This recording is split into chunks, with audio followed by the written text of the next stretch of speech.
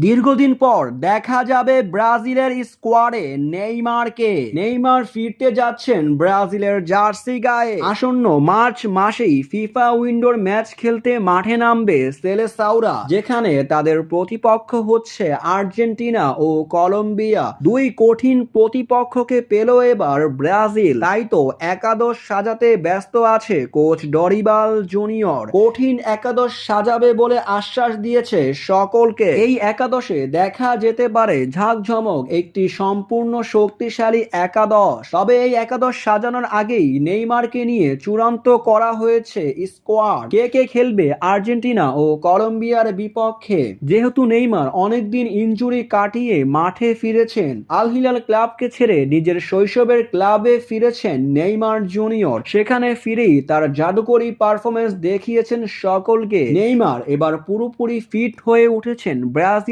দলে খেলার জন্য, তাই তো কোচ ডরিবাল জুনিয়র তাকে নিয়ে এবার আশাবাদী জানাচ্ছেন। ব্রাজিলের ফিফার উইন্ডোর এই ম্যাচগুলোতে আর্জেন্টিনার বিপক্ষে ও কলম্বিয়ার বিপক্ষে দেখা যাবে নেইমারকে। নেইমার খেলবেন ব্রাজিলের জার্সি গায়ে, এমন একটি বার্তা দিয়ে রাখলেন কোচ ডরিবাল জুনিয়র।